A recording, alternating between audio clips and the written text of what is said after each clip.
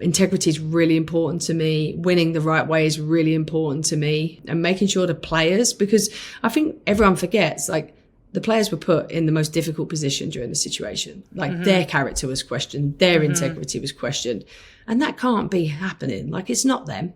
They haven't done anything in this. What they did was unbelievable to get out of that group in these circumstances. And I think it just showed the spirit and togetherness of the group. Yeah. So that excites me, because I'm like, if I can harness that and I can just build on that, there's real potential here.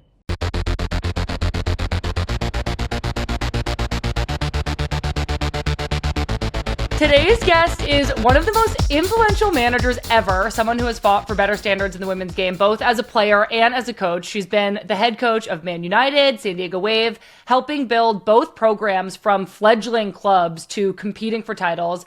She's just been named the head coach of the Canadian women's national team, heading north to lead this team in what will be a redefining moment for them. Casey Stoney, welcome to the Women's Game.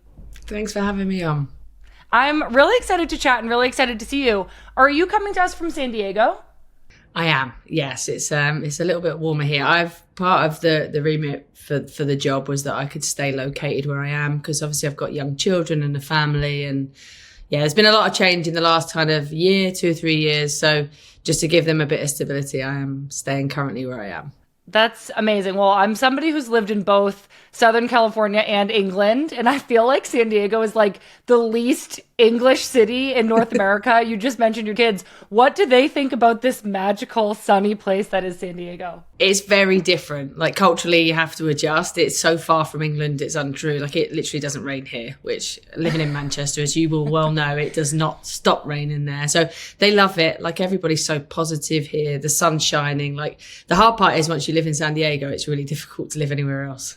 I bet. I lived a little bit north, obviously, in LA when I went to college there, and it was so, like, ideal, the weather. I would always call home and say, yeah, it's 70 and sunny again. It was just so beautiful, the weather. It's like that literally all year round as well. So it's perfect weather for, obviously, being outdoors. We're quite an outdoors family as well, so it's perfect for us and for the kids.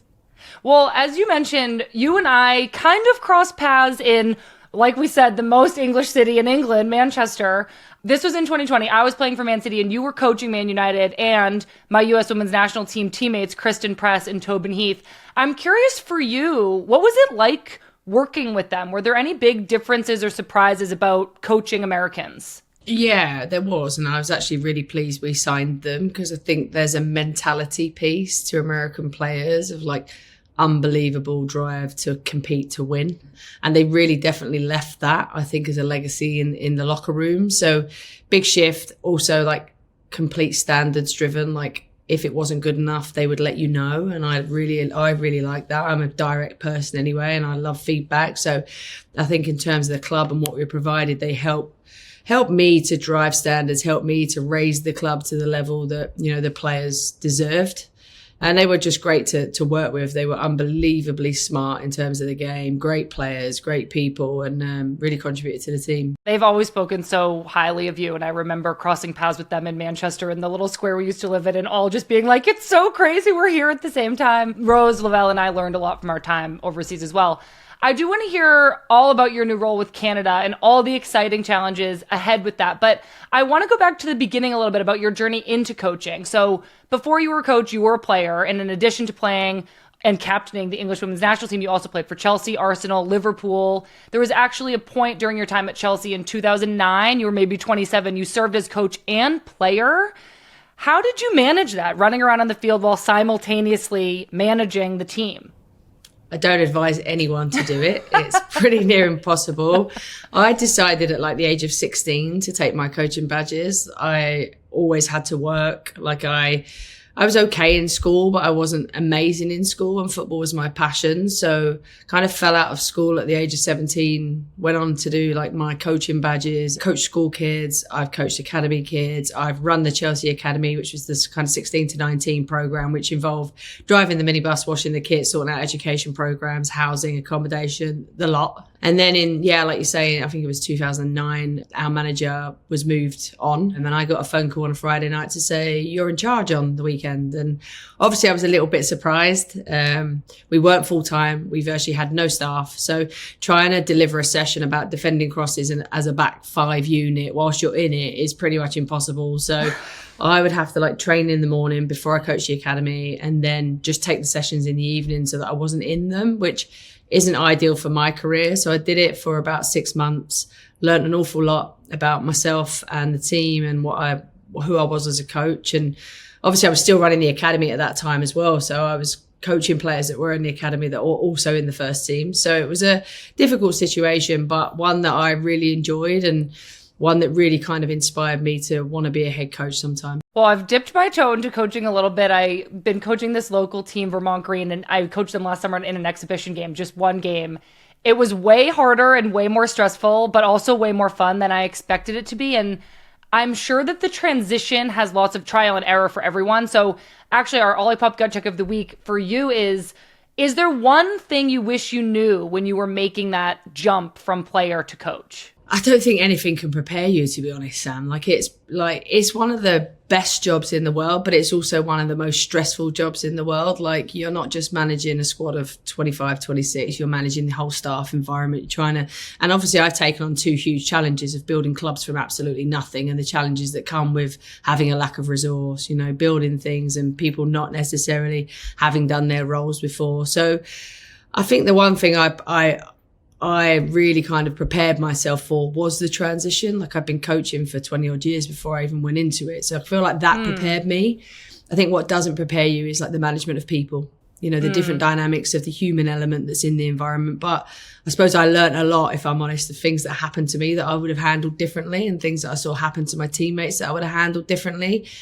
There's nothing that can prepare you, but I think if you can prepare for what you're going to do next early enough, it helps smooth that transition over.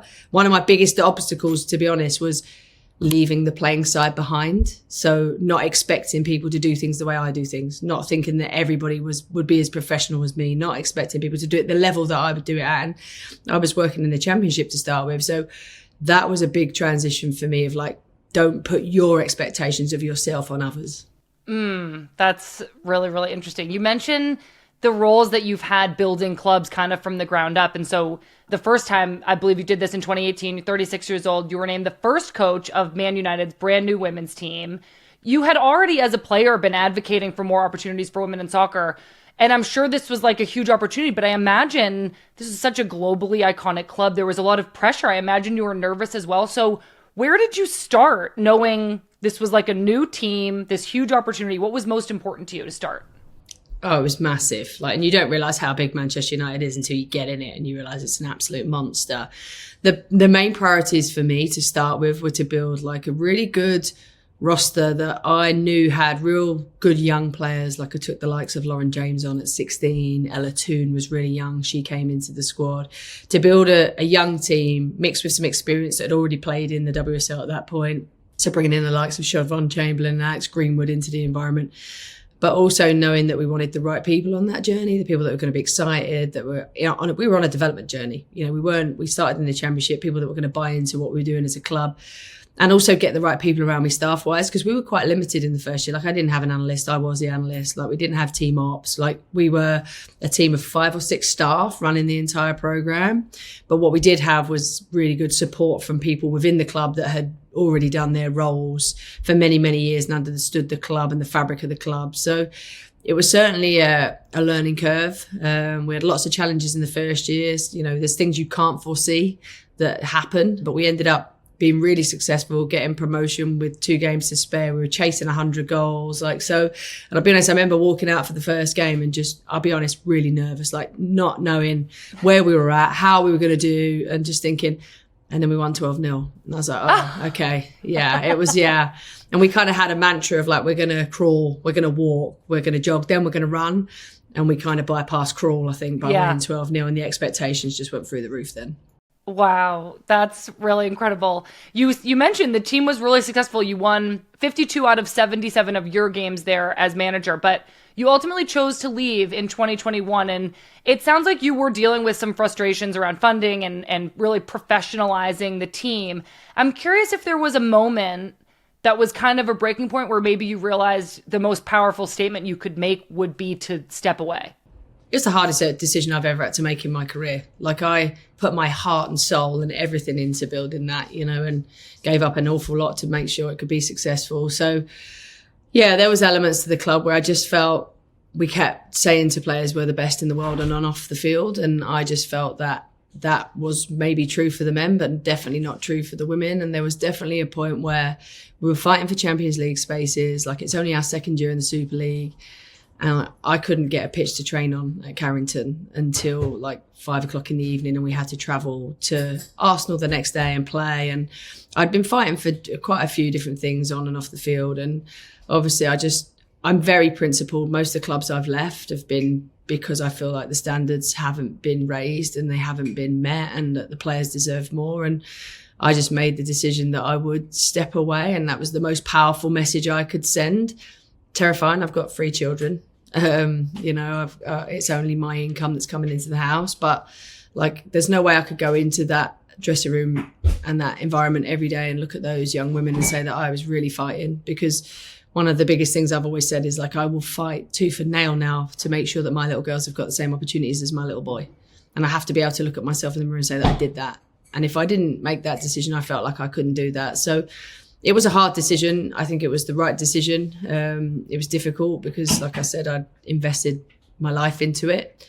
But yeah, it was the right thing to do. And I think the club have, you know, shown progress since then. So shortly after this decision to step away, you made the move to the brand new San Diego Wave in the NWSL. This was an expansion team in a league that was fast growing. You're kind of in this position again to build this club up. And you've said that you liked the idea that the NWSL was full of teams that weren't attached to men's teams. They'd have their own resources, their own fans, their own kind of brand. What other like preconceptions or ideas did you have about the NWSL, or even just about America, before you moved to San Diego? Yeah, obviously it was another huge challenge, setting up an entire club again, you know, with the support of Jill and Molly on that. And then obviously building the team, I'd never even been to San Diego. I had to look, I'll be honest, when Jill first phoned me, I had to look it up on the map. I didn't even know where it was. And I was like, oh, that's quite far from England. And obviously did my own research on it. And obviously had watched quite a bit of the NWSL in the past. Like, one thing that I'd always seen was, like, it was a crazy league. Like, you just never knew who was going to win. Like, I think in England, you can kind of predict like results, and there were certain teams you knew you could play against and you were reasonably comfortable as a head coach. Once you got kind of 2-0 up, you knew you were in control. Like, in the NWSL, you can get 2-0 up and you could be in the last 6 minutes and you're never in control. You know, I knew it was very transitional, which I wanted to try and change. I wanted a little bit more control of the ball. But yeah, massive adjustment. And obviously I came over here at first on my own as well, like without my family. So it was a big decision for us to make as a family, big decision to uproot and take the kids at some point to a whole new country. But also I thought it was an exciting adventure as a coach to test myself in a different culture, different environment tactically. And also I'd have a little bit of a sense of like the American player from Tobin and Kristen. That intrigued me and I wanted to learn more. My kind of, and I always hated getting asked, how would you compare the two leagues when I went to play for Man City? But I think in general, my impression of a typical English player was that they were raised as a footballer. And I think North Americans, I'm going to make sure to say North America, so I include Canada in this now, but we're kind of raised as athletes. And then we learn soccer as we get a little bit older.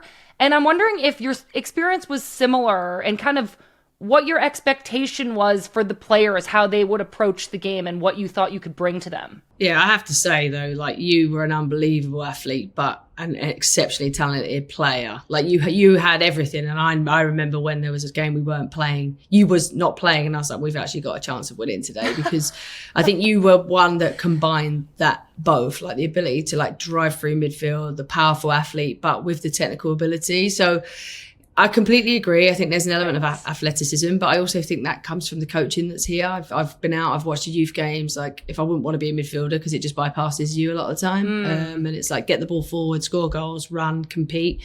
Well, that's great. But if you can add that athleticism to technically being proficient and tactically understanding the game, like, can you imagine, like, America would just dominate a lot of stuff. Same as the Canadians, like, unbelievable athletes. But I think it's now the job of like making sure that there's a game understanding, a technical proficiency, and that starts with the coaching. That starts with the youth game, and it starts with, and that's a hard balance, because Americans are so good at like that winning mentality, and that comes from the youth game, but that's also a negative because sometimes coaches only focus on winning and not the development of their players, and that kind of negates. So it's a hard balancing act. How do you keep that winning mentality whilst developing players at the same time? And I think that's crucial moving forward.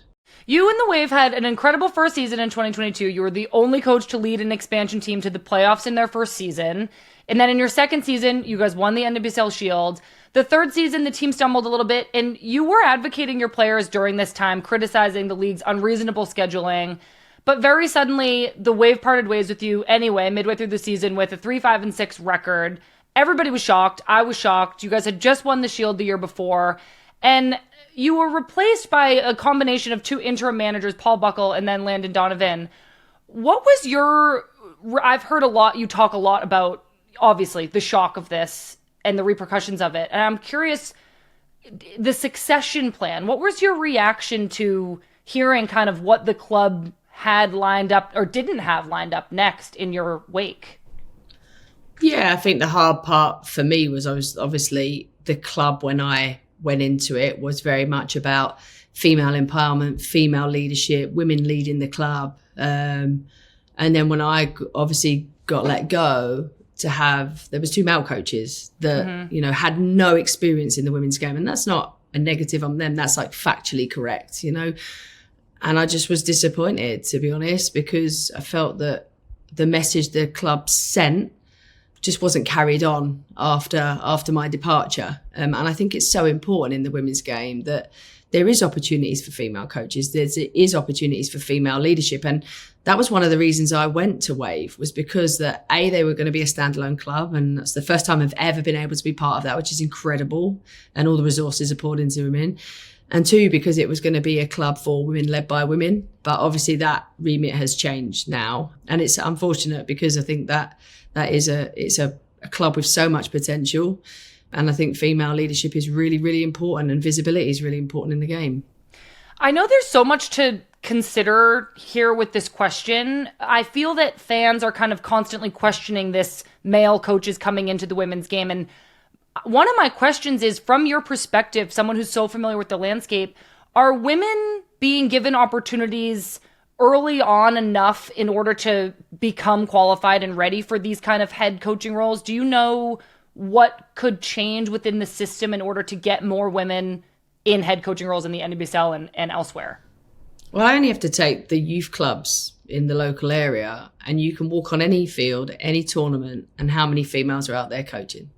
And a lot of these have huge girls programs, and there's like literally no women coaching within these programs. So it starts there. It's about coach education. It's about coach support. Like even here, even as a professional coach in America, there's no support for you. If I was in England coaching in the WSL, I have the League Coaches Association. I have the League Managers Association. I have people where I can go and continually educate myself. I have support on contracts. I have support for myself as a mentor. I have a mentor through the League Managers Association. I come to America, there is nothing. No coaches association, no support, literally zero. So that's something that I think can really change, because as women, and I know there's research that shows this, like as women, we can be qualified for a job, but we won't go for it because we don't think we're going to get it. And yet the guy who's underqualified has the confidence, will walk in the room thinking he should get the job, even though he's not qualified for it. So there's just a different approach. And I think it's the way society raises us, which is a shame, and it changes. And that's like constantly tell my daughters, like, you can be anything you want to be if you're prepared to work hard enough, and that don't ever feel like you're less than, because you are enough and you will be enough. And the reason I've made it to where I am is because I'm stubborn and strong-minded. Like there's so many environments that I've been in coaching environments where I've been the only woman in the room, and I walk through the door and I have to spend the next 5 days at a coaching course earning the respect of everybody else in the room. Whereas if I was a guy, I automatically have that respect the minute I walk through the door, because they just automatically assume that I'm going to be knowledgeable. So I think there's still massive challenges, but I think clubs have a responsibility to make sure that they're giving female coaches an opportunity, because if that visibility is there, I think that then trickles down through the club into the youth game. And I think that visibility is so key. Definitely. Okay, we're going to get to Canada now. I'm really excited. As such a coveted manager, you suddenly found yourself kind of in an off season without a position. What kinds of opportunities opened up for you when you found yourself free to pursue them? And how did you start thinking about evaluating what you wanted to do next? Yeah, I think if I'm honest, the first 2 or 3 months, like I needed to sort my life out. Obviously, when I was let go, I had actually gone home for a funeral, found out the day I landed that I'd been let go. And then obviously that comes with challenges because my visa is actually attached to my job. And because I was in the UK, I was stuck there with no home, no car, no nothing. So yeah, that was really difficult with 3 young children. And so for the first 2 months, it was like, what we're going to do? How do we get back? Obviously, we've got a home here, car sat on the drive. Like we literally disappeared off the face of the earth. And so we had to work to get back. So we were really fortunate. We had really kind friends who worked with us to get sponsors on some different projects that we're working on. And then we were able to get back. But it took us 4 months and a lot of money to get a visa to get back. And then I kind of, if I'm honest, first 2 months considered like, do I actually want to stay in this job? Do I want to stay in the game? Like this is brutal. Like, and it's not just, if it's just me, fine, but it has broader implications on my family. And obviously my kids were like really, really, really upset and didn't really understand it all. So we made the decision that we're going to come back because I'm going to take a bit of time now to reflect, also take some time for me to self-develop, go into some different clubs, spend some different time with different people, review what I've done so far so that I can continually improve. And if we come back, the kids can just go back into the school they were in. And then if I do get a job, it's only one change then. Whereas if we'd have stayed in the UK, we'd have to put them in a new school, then I get a job and it's another change. So conscious decisions made around them. And then obviously I had some approaches from different clubs within the WSL and within the NWSL. Some of them were too soon, to be honest, to even explore the opportunity. And some of them just weren't right. Like I have to factor so many things in when I'm making a decision. And the most important factor is my family. So I'll always think about that when I'm making a decision. And then I got a call about the Canada opportunity. And just first was like, okay, I'll explore this. Hadn't really thought about international football at the time, had been very much about the club game. And it took kind of 4 months of a process, 3 or 4 months of a process of like talking to the CEO, talking to different people in the organisation, talking to some senior players, some alumni that, you know, been vastly involved in the game for a long time.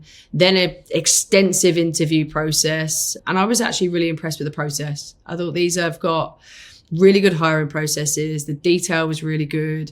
And the more I was involved in the process, the more I got to know the people and the culture. And Kevin Blue, the CEO, like really impressed me with his values. And after my previous experience, one of the things I said is like, I want to work for good people. I want to be around good people with good values that support you, that just want to put things in place for you to be successful. And I was really key of like, who's around me, who's in leadership roles, what's the organization. And Kevin was that for me. He's very principled, very value driven, very people driven. I also had an hour and a half call with Jesse Marsh, and he was very much about this being a partnership across the two teams, us working together, which is unheard of, by the way, in the men's and women's game. So that was a huge, unique opportunity as well. And I'm actually flying to Vancouver to spend some time with him today. So I think that's an exciting part of this too, is like that learning journey between the two teams, the two coaches. So, and then obviously, like most importantly, the player pool, like, can we be successful? If I take this job, and I 100% believe there's enough talent in this team and in the pool and with the right resources and the right support that, you know, we can build into World Cup and do something special. Definitely. Well, you actually played your final World Cup in 2015 in Canada, which feels like such a full circle moment. The Canadian national team won gold at the Tokyo Olympics just 4 years ago. But recently the Federation has been embroiled in this drone spying scandal. And I think what I find interesting is that you were, as you've said, interviewing them at the same time they were interviewing you. It feels like your appointment is like the beginning of this new era for the Canadian Federation. So I imagine while you were talking to them about this role that you were watching them respond to this issue that has been happening and kind of deal with the crisis. How did the way they handled it affect your decision to say yes? Yeah, I think that was one of the key things, was like, has due process been taking place here? And obviously Kevin was really transparent with the investigation and the report. I have all the information on everything, and I felt like things were done appropriately that needed to be done. I felt like people had that, you know, maybe been involved, but not really been involved, been given the opportunity to have a chance, which is important. Like, I think there's always situation. Every organization, every team has its unique challenges. Like, and I looked through these and I was like, I'm happy with what's been done. I'm happy with the procedure that's been taking place. Like, Kevin hadn't even been in his role barely like a couple of months when this all came out. So I've also spoke to staff. I've been very transparent about what I wanted to know and what I wanted to hear, because I wouldn't take something on if I felt like that was an organizational problem. Integrity is really important to me. Winning the right way is really important to me, and making sure the players, because I think everyone forgets, like, the players were put in the most difficult position during the situation. Like, their character was questioned, their integrity was questioned, and that can't be happening. Like, it's not them. They haven't done anything in this. What they did was unbelievable to get out of that group in these circumstances. And I think it just showed the spirit and togetherness of the group. Yeah. So that excites me, because I'm like, if I can harness that and I can just build on that, there's real potential here. Yeah. What are some of your thoughts on moving from the club environment where you're training your players every day and you have more control over their development to having more limited access to them as a national team manager? Do you think your sensibility as a coach might change? I think I have to adapt a little bit. I think I'd be naive to think that I could still be the same. Like, I like to make sure that I've got an influence on everything, and you're not going to be able to do that in an international environment. And you're not the key person responsible for their development. That's their clubs. But whilst they're with you, they should still feel like they're developing. They should still feel like there's a key part of their game that you can help them with. You have to work a little bit smarter with the information that you get into the players. You have to deliver it in a really concise way. You have to make sure that, they're prepared and ready to play at the highest level with the information that you give them. And then you have to make sure that the support staff around you can support you in terms of physically, performance, tactically, the coaches, and obviously the analysis side, and medically making sure that the players are fit and available, because one thing you need in a tournament is your best players available for 7 games.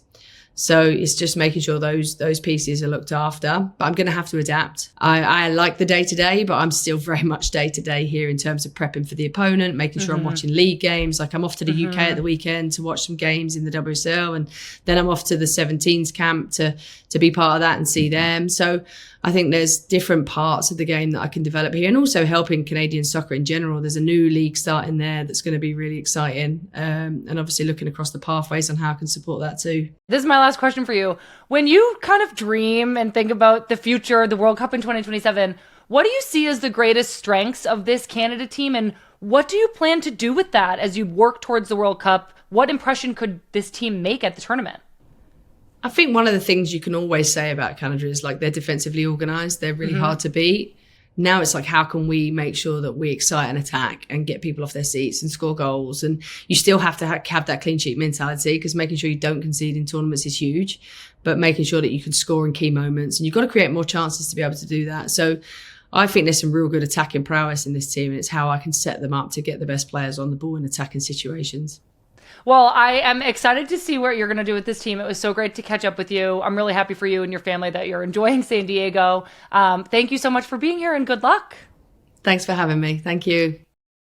Thank you all so much for listening. It was really fascinating hearing from Casey about the lack of resources for women coaches in the US. It sounds like there are some systems in place in the UK that are providing more information and more help for coaches to navigate their careers, and I hope that we can improve that here in the US. I think that having people like Casey in head coaching roles, someone who played at the highest level, understands what it takes, and can really relate to players, but also push them to improve and simultaneously push the clubs to provide the best environments, it's so valuable and something that we should really be prioritizing.